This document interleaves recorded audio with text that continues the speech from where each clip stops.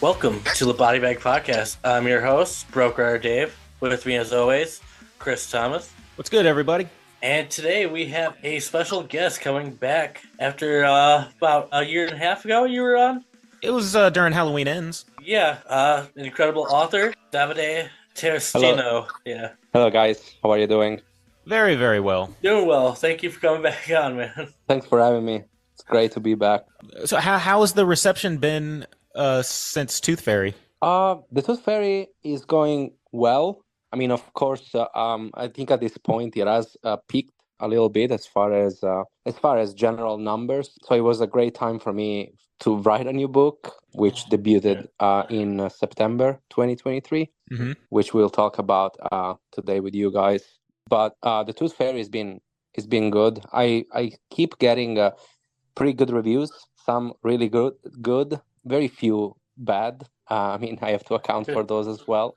Right. But overall, I'm really, really satisfied with that book for sure. And we got good receptions when we Yeah. gave it away during the book giveaways. We had people responding saying how much they enjoyed it. That's always great to hear. Yeah, I think The Tooth Fairy is probably one of my favorite reads of last year. That means a lot. Yeah, and I think it was a really good story all the way through. Because a lot of times I don't have time to like fully go back and finish stories when we have guests on. But the Tooth Fairy had me so hooked in that as soon as we finished recording last time, I went and finished it. I appreciate that. Yeah, it means a lot coming from you, Dave. Thank you. Yeah, Glowing endorsement coming from Dave over here, from Broke Rider Dave. yeah. But picking up Hollow, I realized you are really good at getting someone hooked in from the get go. Like that was one of my favorite things about Tooth Fairy was the opening chapter where you started in the middle. And this one, you didn't start from the middle, but you had such an interesting opening chapter where you're forced to keep reading it because you need to know what happened to the characters that were found in the opening chapter. Yeah, I mean the hook of whatever story is, clearly very important part of every book. I mean, I try to do it in a balanced way because if you overdo it, it's very evident to the reader what you're trying to do. So it's a little bit tricky, to find that balance. But I'm glad to hear that Hollow for you was as intriguing from the get-go as the Tooth Fairy was. Do you find that to be hard when you're writing to scale it back a little bit and not try to put too much into it to the point where it feels gimmicky? Honestly, I don't think about it too much. It comes quite natural, and also it's something that I actually decide more in the editing process rather than in the first draft because Okay. I write the first draft, right? I have this scheme and this chronological sequence in my mind, but then during the editing phase, there is always the question: who would this chapter, be better at the beginning of the story? Can I move things around? And Right. that's how, whenever I wrote the story, the first chapter wasn't actually the first one that I wrote. So that helps me a little bit. When I write, I never plot. So I just have these crazy ideas, and the story just Makes unfolds itself. in my mind. Yeah. Exactly. And so at some point when I'm editing and when I'm evaluating the hook of the story, I always ask myself, is that hook strong enough? Can I do better? Can I move there another scene? Or can I remove a scene, and place it somewhere else? That's how it usually works for me, but it works differently for every writer, I guess. Yeah, that's why I like doing these interviews. Hearing people's processes. You'll have people who take strict notes, and then you have others who just wing it and I don't really think about it. I just start writing and just starts it just pours out. Yeah, I mean, I mean, that's one of the greatest lessons by Stephen King. I don't know if you guys have read really his only nonfiction work, which is On Writing. Actually, I own the book. Yeah. So that book, one of the greatest things that I've learned from that book is if you want to write a book, write first and edit later. Right. You just gotta let the story out as quickly as you possibly can, trying to avoid, the procrastination and the perfectionism of self-editing yourself all the time. So otherwise, the story changes too much in your mind compared to when you first thought about it. So it's a concept that I always loved, and I just try to follow that rule of thumb. Okay, yeah, That's actually what they say to do in writing exercises for beginning writers anyway, is to yeah, just not think, just put your ideas on paper. You can always take things away or add to it later. yeah. Yeah, exactly. And yet I still never follow the rule and I still criticize myself and I never get anything done. I think we all do in some capacity. Yeah. I think it's one of those vulnerable things where it's just like it can be kind of scary to put your work out there for the world to see, you know. It is. Yeah. It is a very private thing that you're, showing to the world. So I totally understand all the fears, and I think this. I mean, I don't want to get on a tangent, but I also think this is very rooted into our society and how part of it is also, capitalism in itself. Because when we write, we already think about the book as a product, like something that other people need to buy or that we need to sell. Yeah. But Right. the reality of it is that what comes out of your writing is art. In Right. whatever form, art is messy. And I love that. I love my art when it's messy. Then, of course, you need to polish it, you need to Yeah. make it a book. But I think without that first messy part, it wouldn't be as fun, if it makes any sense. that's a really Yeah. interesting thing to think about, of like Yeah. where art and capitalism meets. Yeah. Like Yep. you want people to see what you have to offer, but at the same time, money needs to be involved. How are you going to get it out to people? And Yeah. it's Yes. but Dave, you said you've already begun Hollow, correct? Yeah, I'm about 90 pages into Hollow. Like I said, opening chapter hooks you in just like the Tooth Fairy, but they're very different stories. Do you I would find agree it with that. do you find it Yeah. easy to change gears like that? Like you've spent so much time in one setting, now I'm going to change gears and do something different. Um, yes and no. Yes, because it's always difficult when you find like a spot that works for you to get out of that comfort zone. But at the same time, no, because I really like to explore. And while The Tooth Fairy was, like a real life horror story, Yeah. with no paranormal or supernatural element, Yeah. I've always been drawn to stories of demonic possessions, paranormal, just like these demons that manifest in our life, and they are connected to our feelings and our fears. So in some ways, even if the tooth fairy was a result of, let's say, of an illness, right, Yeah. of mental illness, it's still the result of a fear. It's still like a demon that haunts you from the inside. And this time I wanted to explore this from a more supernatural perspective. So when you began writing Hollow, what was like your inspiration that originally like sparked the idea for this story? Okay, so this is a very good question. Also, a very personal one, because ultimately, I think Olo was a lot more difficult for me to write, not from a technical point of view, but from an introspective point of view, because I always think that what scares me is going to scare other people. That's generally what my philosophy when I write about horror. Hmm. And so, one of the things that I'm really scared about, and I think, not only me, but a lot of people, is just the fear of grief. The fear of grief is sometimes worse than the grief itself, if that makes any sense. I understand Yeah. completely what you're talking about. As somebody who's I've been to a number of funerals as Yeah. a plus one. I've never been to one for somebody who's died in my family or friends. And I am terrified of the idea of when that has to happen sometime. It's the worst.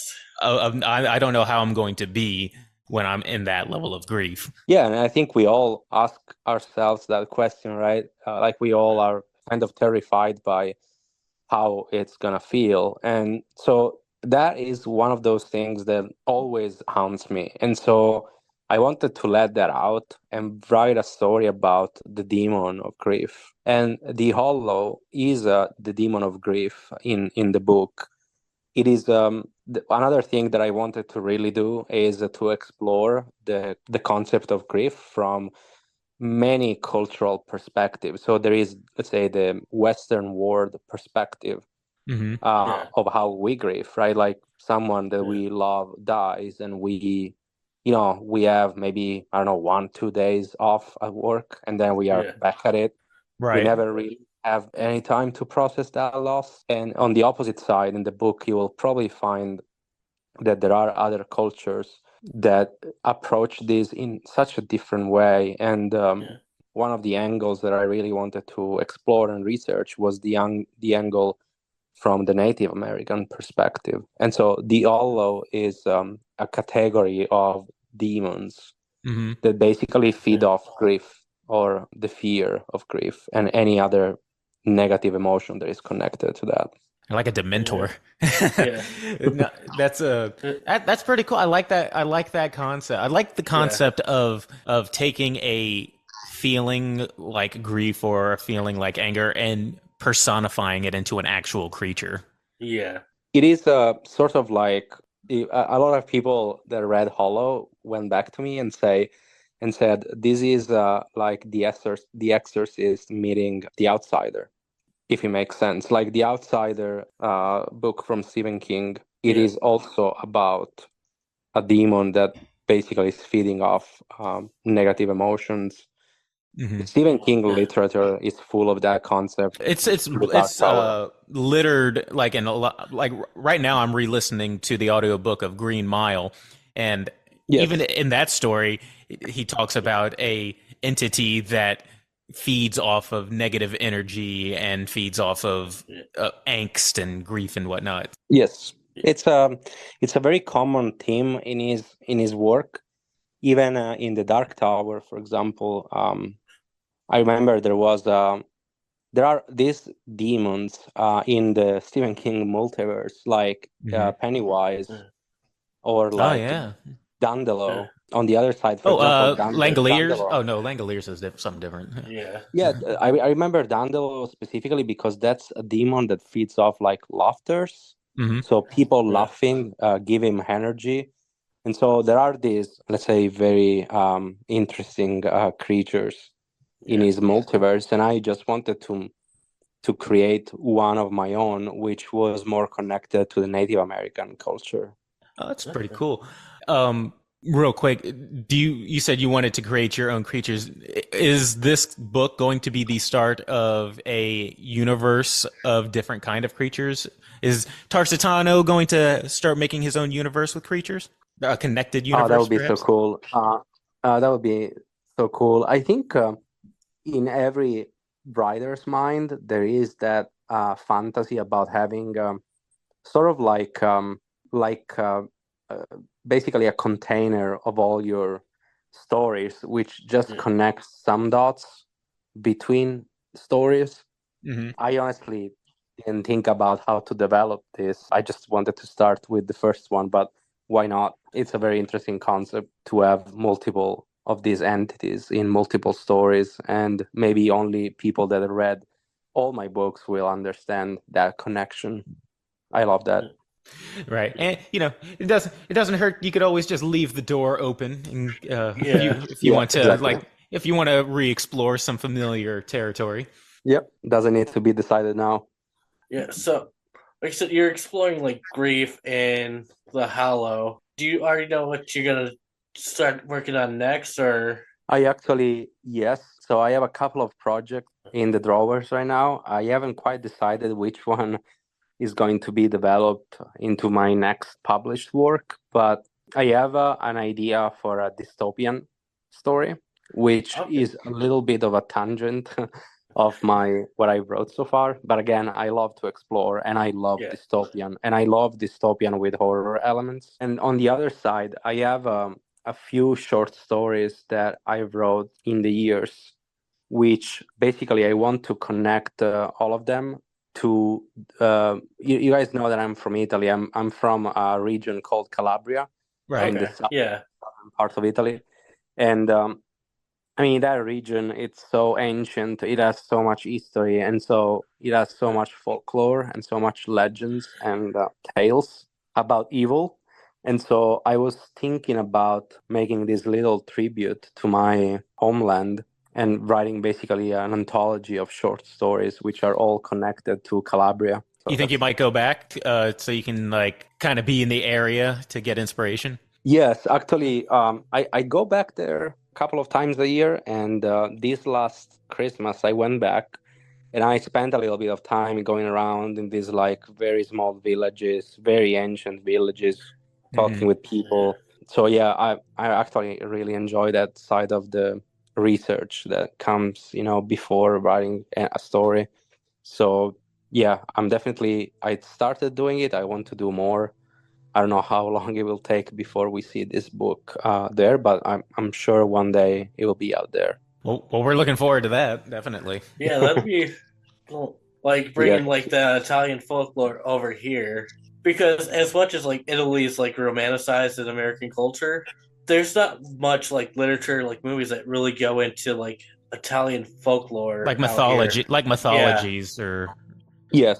If you think Yeah. about it, like the southern part of Italy, I mean, there was a civilization, with the Greeks, and that was like literally 3,000 years ago. So yeah. you can only imagine in 3,000 years of history how much folklore and how much, let's say, how many stories have been, let's say, told and developed around the concept of like what's good and what's evil. And that's what really interests me. Yeah, I do love different mythologies and different takes on. That's all I would read back when I was in high school, is just like different origin stories and how different cultures like have different stories. So that'll be. But Italian is not one that I'm very familiar with, so that'll be really cool. Yeah. Yep. I feel like when it comes to Italy, like our we get focused on like the like more history side instead of looking into like all the folklore and stuff. I'd probably read that as soon as Uh, you put it out. I uh, appreciate that. Hopefully, one not too long. It won't take too long before that happens. I do have one last question regarding Hollow. Yep.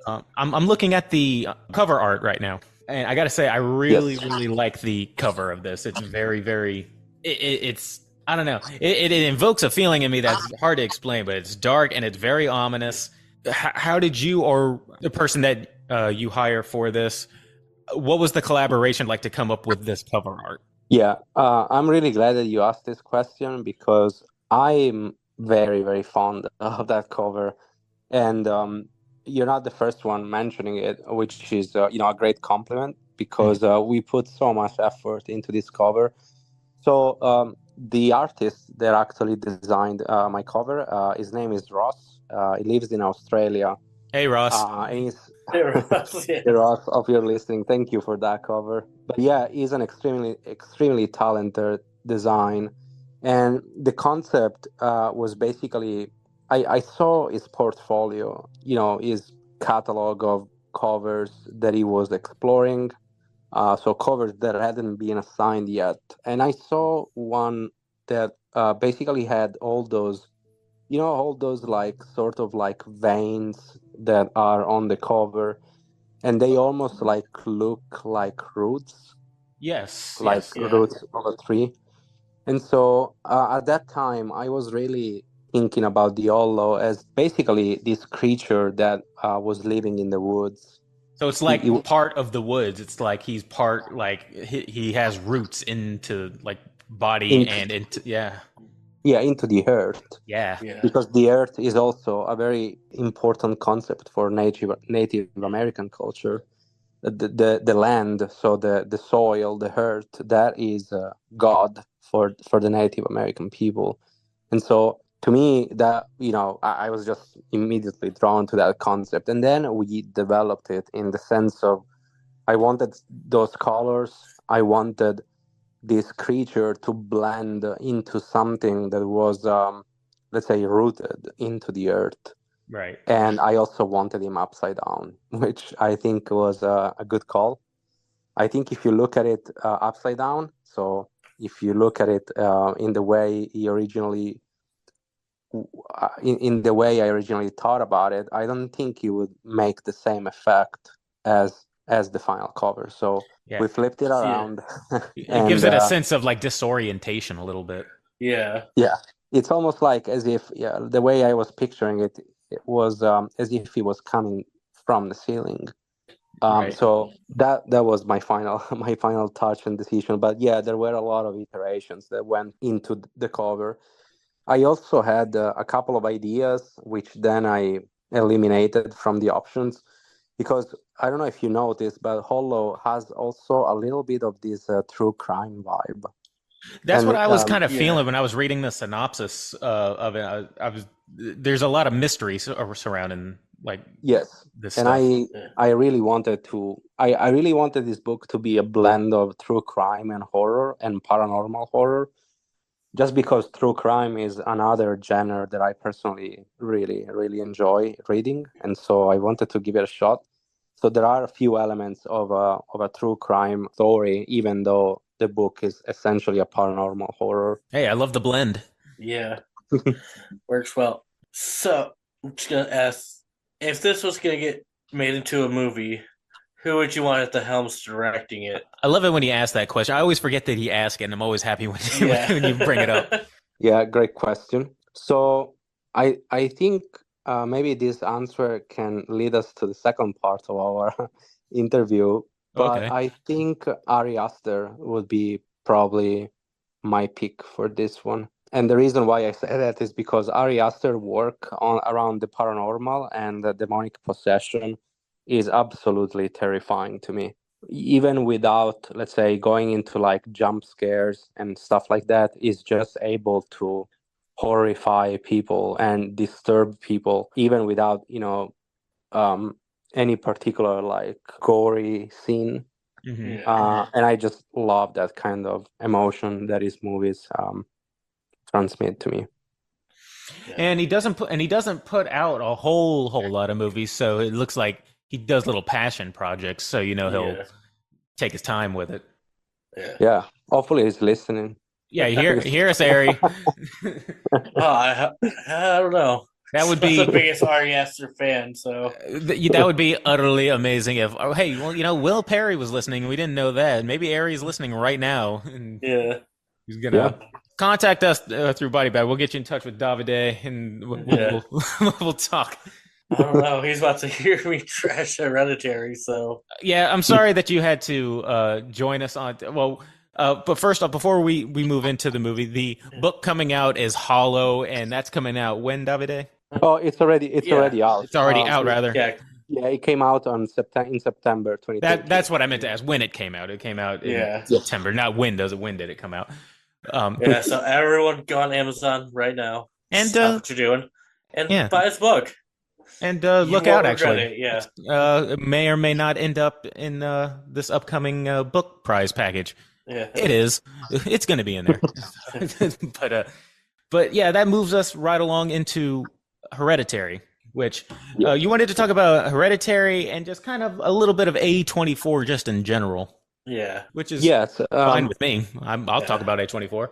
Yeah. Yeah. I mean, I think whenever you guys, I know that you guys like to talk about horror movies, and so whenever you guys ask me, I was immediately my answer was very quick because I had just rewatched maybe for the third time Hereditary, and it was just so surprising to me because it's one of those movies that I loved at first sight, but it's one of those movies where I also learn something new and some very small detail every time I watch it. And I mean, A24 horror. I mean, just to mention, I don't know, The Witch. Oh my God, Dave! Should I tell? Eggers. Like, I literally that's The last episode we recorded was The Witch. it was the first time I ever watched it. We were just talking about The Witch.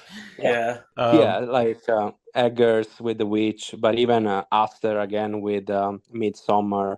Mhm. It's just new frontier of horror to me of our Yeah. days. With Um, A24, like I do have like a love-hate relationship with their movies, but I always know they're gonna be filmed really well. yeah, You are gonna get a lot of incredible shots in their movies. Yeah, cinematography is always going to be very good in an A24 movie. yeah. Also, Talk to Me. To be honest, just watched it very recently. It's just like it's just like right up my alley when it comes to horror movies. So I feel like Hereditary is one of those movies that is either loved or hated. And I always have big discussions with people that don't like this movie because I'm always like, you should rewatch it, give it another chance, because it's not one of those movies. The first time you watch it, it almost looks like a movie that doesn't have a very strong story Right. underneath. Yeah. But as you rewatch it, as you give it that second chance, you will start connecting the dots, and it's just, I think it's a masterpiece. Yeah, I mean, In I my watched humble it for the opinion. second time, and I'm still kind of at the point where I'm like, I really the first time I watched it and I hated it. I realized it was just overhyped to me, where everyone's like, "This is the most terrifying movie of all time," and I'm just like, "Where?" That was kind of like when you recommended The Exorcist for me. Is that sometimes when you go into a movie that is so hyped that you're expecting nothing but a masterpiece. So Yeah, so then you're gonna be, yeah, like I this episode is actually coming out during the month where we're actually going back and re-reviewing and giving second chances to some movies that we like. One of my picks is The Lighthouse, another A24 Yeah, movie. I yeah, initially I watched it and I didn't care for it, but I really, really want to. So yeah, I'm gonna rewatch it on my own, having it been years later, and see if I can appreciate it a little bit more. yeah, yeah. I mean, to me, Hereditary was exactly that kind of movie. Even though I'm, among those that loved it at first sight, Hmm. it's just. I mean, I guess the thing that I loved about the movie is how the movie just starts as basically the description of a tragedy. Like, it's that whole family is just like, seems like it's doomed by something that it's not very clear, and all sort of bad things happen to them, and yeah, then the movie literally just shifts gears in the last maybe 30 minutes, and yeah, it becomes this like paranormal nightmare where there is like all this pagan and, let's say, worship of Satan, or Yeah, not pagan exactly devil. Satan, Yeah, but yeah, yeah, pagan.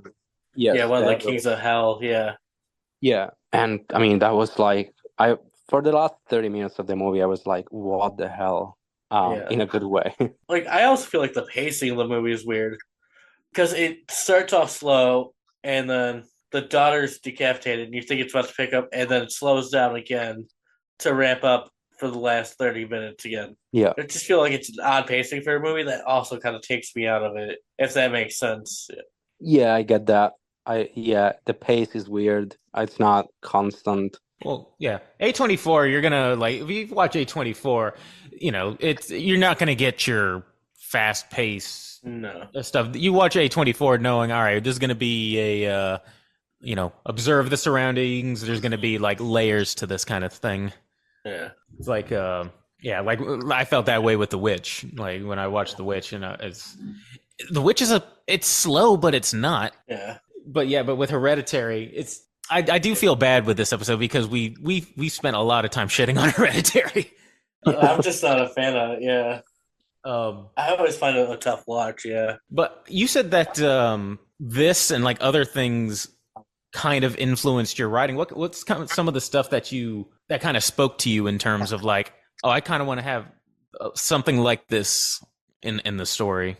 Um, it's really the thing that really draws me specifically from Hereditary is just the concept of evil things impacting regular people life in a Hmm. way that initially it's not very clear. Like, for example, in the case of Hereditary, the let's say the demon, the entity, I think the name was Paimon. Paimon, yeah, So Yeah. King Paimon. Paimon Yeah. is like looking for this body, right? Like for this vessel, this um, vessel, yeah. and it's basically researching this vessel only into this bloodline of this specific Graham family, right? Yeah. Hmm. And so you have the grandma, and then you have Annie, which, by the way, Tony Collette interpretation in Hereditary to me is, I mean, it still gives me the chills. Oh, we love Yeah. Tony. We love Tony Collette on the As much show. as I don't like this movie, Tony Collette absolutely killed it. Oh my God, it Yeah. was so good. And then Charlie, right? And so you you almost think like, okay, so this demon is like looking like there is a connection between, let's say, the female gender in this family and the demon. But then ultimately he ends up into a male body vessel, and that's where I think the movie leaves you with some questions. And I just love when a movie leaves you with some questions, like not a lot of them. That's confusing movie, but not a movie that necessarily explains everything, right? Yeah. I feel like if a movie like over explains everything, you kind of just leave like, oh, that's a cool. I don't like having my hand held through a movie. Like I like at the end, like sometimes there doesn't need to be a resolution at the end. Yeah. Then another thing that I always ask myself about this movie is what's up with the heads? Because if you think about it, there is Charlie clearly is decapitated. Right. Yeah. Annie kills herself literally sewing her own head off. Sawing her own head off. What was that? A garrote? Is that what she had? Like it was like a wire, like a like a wire cutter. Yeah. Like a wire garrote kind of thing. Yeah. And then there is the bird, right? And Charlie literally like cuts it off. With scissors, like he just cuts the head off. So that kind of symbolism around that, it's one of those things that is unanswered. You can just draw your own conclusions as to what that means. Yeah, open to interpretation. Yeah. I didn't even think about that. Like, there is. Other than the obvious head decapitation scene, like there is a lot of those kind of things. The more you watch that movie, the more you will pick up little things. The one other which I was really shocked when I realized that was happening, and that was on my third time I watched it, is that I apparently, and maybe a lot of people missed that, but Annie, she had a brother, and the brother committed suicide. And so she committed suicide. No, her brother committed suicide. Yeah, it was a guy. Yeah. And so one thing that I thought about is, okay, so maybe what if Paimon was actually, inside the brother? So what if actually he was looking for a male vessel from the very beginning? And so, even during the story, Annie explains that she wanted to keep Peter, her first son, away from her mother. Yeah. And that's maybe why, the demon was into Charlie and not into Peter to start with. So it's all that family dynamic where the grandma is literally the queen of this cult, and all she's trying to do is to give Paimon a body inside her bloodline. Now you said that Annie is Toni Collette's character, right? Yeah. Yes. You said that her brother committed suicide. If I don't remember wrongly, yes. I say eventually she did. It's never seen or anything. It's like a throwaway line while she's in therapy. She's like, exactly. My brother killed himself. Yeah. I know, but I'm saying eventually she she was possessed or whatever, but she ended up killing herself. Yes. Yeah. Yes. That's what I was adding to it. There's like, sure, her brother killed herself, and then she ended up killing herself as well with garrote. Yeah, gotcha. Yeah. Gotcha. But yeah, so all these little questions and all these little details is what makes me think that there is more to the story that maybe I just didn't get the first time. Yeah, Dave, you just don't want to admit you're wrong. you just don't want to admit you're wrong and that this is a masterpiece. When it comes to movies, it's all about opinions. Sometimes yours is just wrong. Good. Sometimes they're bad. Nah. I'm hoping that I have that kind of eye-opening thing when we watch Lighthouse. Yeah. But I gotta say, I feel really bad for the father of the family. Yeah. Like, he didn't have shit to do with anything. He had to deal with his wife losing her shit, his daughter dying, and then he just gets lit on fire. Yes. You're absolutely right. Yeah. I have this playing right now in the background as we're recording. That we're just about to get the scene where Toni Collette's about to have a mental breakdown at dinner. Oh, yeah. Oh, that scene is so good. Yeah, it's one of the scenes, again, more praise to Toni Collette. She's definitely my favorite part of the movie. Yeah. In terms of, she's just, kills, as Dave said, kills it in this role. Yeah. A lot of good acting done with her face, even when she's not saying anything. Yeah, very expressive. I definitely think that the movie without her would have been a lot weaker than what it is. Or like the scene where she's like losing her mind, like where she discovers Charlie in the back of the car, that in and you just hear her losing her mind while it's focused Yeah, on Peter in bed. Peter. Oh, that is That's such a that killer is scene. Yeah, I that is why Ari Aster to me would be my first pick as a director, because to show that scene from that perspective is even more terrifying. that was a That brilliantly shot scene. Uh, Yeah, yeah, of I will say that, but I might be going to hell, but I laughed my ass off at that scene just because I'm putting myself in that poor mother's position. She's getting ready to go to work. yeah, She has no reason to think that anything is wrong. The thing that's probably on her mind is, oh, man, I got to get to work and take care of these files, and then, yeah. then to just get in the car and then It's absurd. I your don't know, daughter's headless body's just in the back seat. like just the one thing you would never expect to see when you get into your car. Yeah, And I don't know why I'm probably going to go to hell, but I just laughed Yeah. when I said, because it was just it's kind of that same laughter when you see Ash at the end of Evil Dead and he's just getting put through the ringer.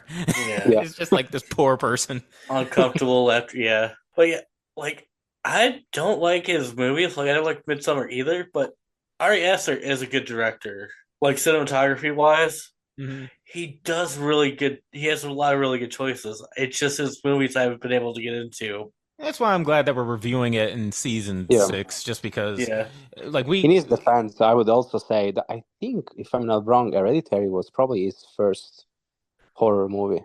I think Uh, so. yeah. I might be wrong. I don't know. I But could double check that, but I'm pretty sure you're right. He Yeah, doesn't have he doesn't have a huge roster. he did like a lot of short films, and then yeah, he did a Hereditary, Midsummer, and then Beau is Afraid. Now I heard mixed things on Beau's Afraid. It's a weird one, but also another thing is his movies is they're all so long. Like I Well, think Beau is Afraid's close to like 3 hours long, Well, Hereditary is 2 hours and some change.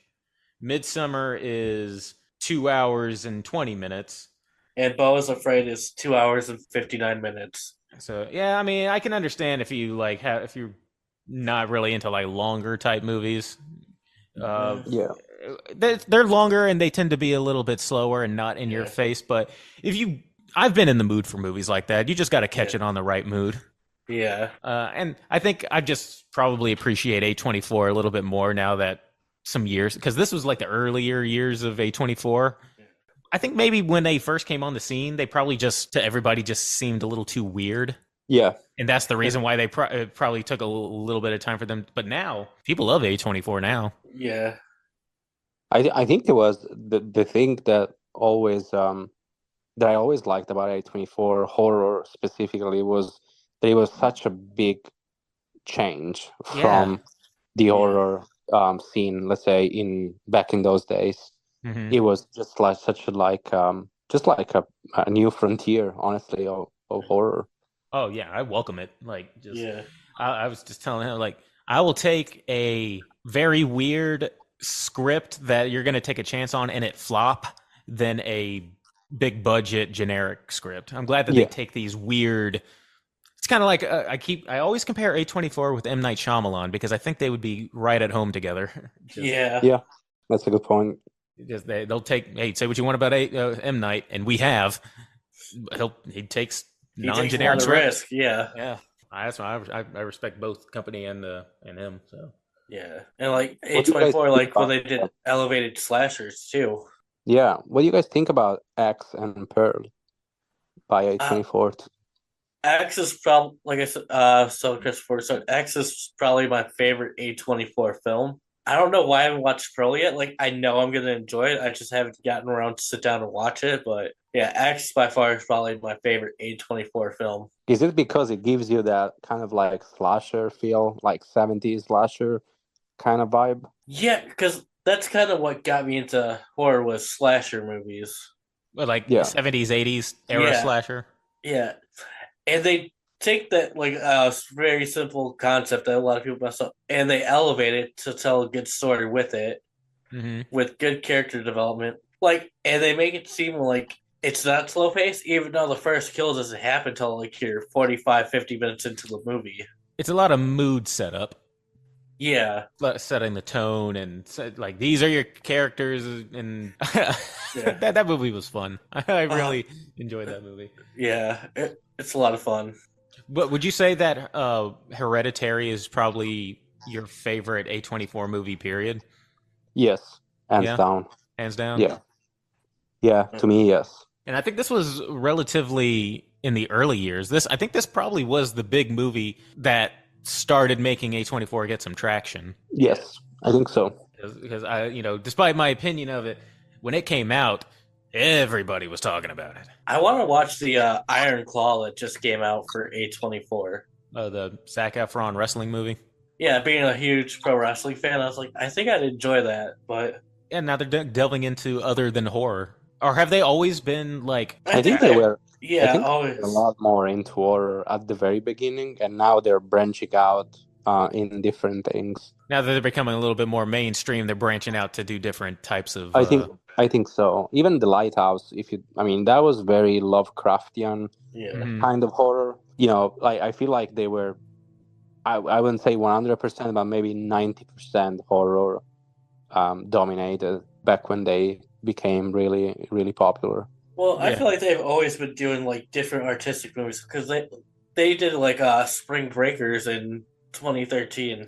Was that the what's her name? Selena Gomez movie? Yeah, I think Selena Gomez did it. Yeah, James Franco. yeah. So they always taken like weird But they usually kind of script. stuck in the Yeah, horror genre. But I mean, they've always yeah, been weird. I mean, they did Swiss Army Man with Daniel Radcliffe, and that's not a horror movie at all. yeah. Which, if you haven't seen that, Dave, please do yourself do yourself a favor and watch Swiss Army Man.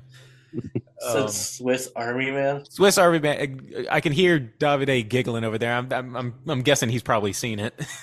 I actually have not, but I was giggling because it's actually on my list. It's goofy. It's not a horror, and it's goofy. I'll just say that. It's goofy. It's goofy. You might watch it and go, "This is dumb," but I don't know. It puts a smile on my face. Maybe it's just because it's happening to Daniel Radcliffe. Like I'm on A24films.com right now and looking at like some of the stills from Swiss Army Man, Mm-hmm. and they're all just Daniel Radcliffe looking dumb. He's a Daniel Radcliffe plays a corpse. Okay, yeah. I'm just gonna say that he plays a corpse, but yes, he does talk too. That's A24 for you. As we're kind of like going into our like last bit of time here, is anything slated this year for A24 that's that has you excited, or Ari Aster for that matter? Actually, there is one. I'm not sure exactly if it's 2024 or 2025, Mm-hmm. but there's gonna be this movie called Civil War, which Oh, that's supposed to be sounds this year. incredible. Yeah. Oh, this year, yeah. I think it's toward the end of this year or something like that. That's But that one A24? got me really, really. That's A24. Yeah, it's coming out spring 2024. Yeah. I don't know, man. So that's what. The only thing I keep thinking about when I see this is because it's all about like political refugees and it's obvious, it's obviously timely for the era that we're in right now. But all I just keep thinking of is it is an election year coming up. maybe we can wait a year before this comes, or maybe a year after. Let's watch it in 2025. Yeah. But maybe. definitely, what got me interested was just the fact that you have this, very polarized. It's just the call of the dystopian that is in myself, and so Yeah. looking at those like scenarios of like civil war in America, almost 200 years after the last one, it's fascinating, and it's it's something that I don't think A24 has ever explored yet. So I'm excited for that one. Yeah, my thing is, they're doing a Civil War movie, and they got like in it. They kind of showed like it's gonna be like the Republic of Texas working with the Republic of California. I'm like, those are the two most politically opposite states you could think of. California is usually together and Cali is usually blue, isn't it? And super like liberal, and then Texas is Texas super red. Republican. Yeah, But that's why they'll so go together. That's why I'm thinking, you know what? Just this would be best for 2025. We're already at each other's throats here in America. Can we just like not have this like stoke the fire movie come out until put gasoline on the fire? Yeah. Can we just not put gasoline on this, please? I'm just trying to be civil with my neighbor. Yeah. But I think maybe that's another reason why A24 I'm liking a little bit more as I see it get traction, is because I think that's the thing why people think A24 movies are scary, is that they take these things. You have like witches in The Witch, you have like satanic cults in this one, but it's filmed and told in such a way that it feels like it's rooted in reality. Yes, I couldn't have put it in better words. That is one of the elements that really, that I really like about this production house. It's exactly what you just said.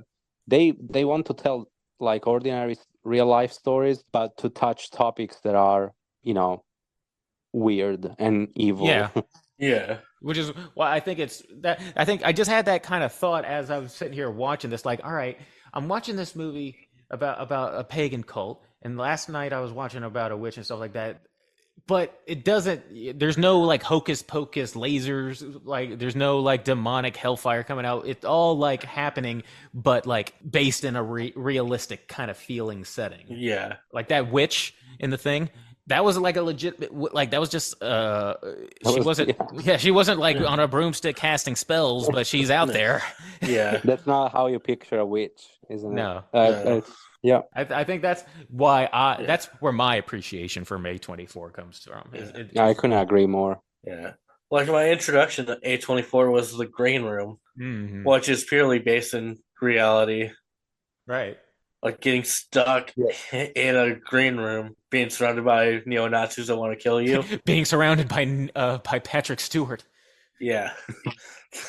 And Patrick Stewart playing a neo-Nazi. That was strange. Yeah.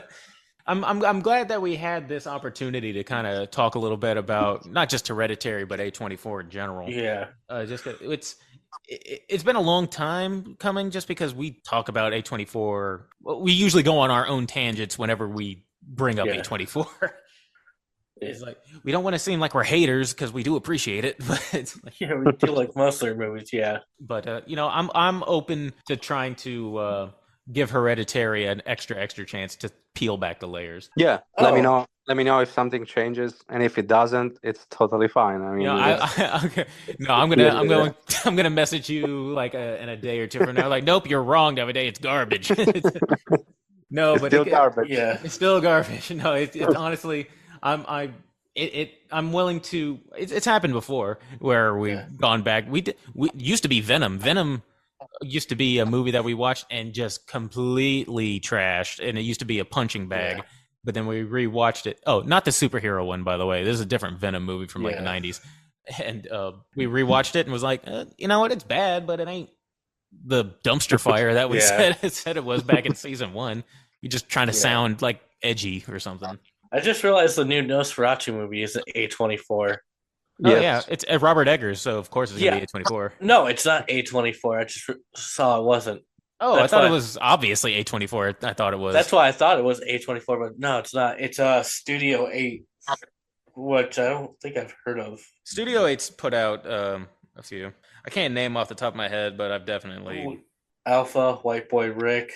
Yeah, but... Air and Hypnotic, yeah. Okay. So, I'm going to go ahead and forego the rating on this one, because it's obvious that it's going to be one high, one low, and one in the middle.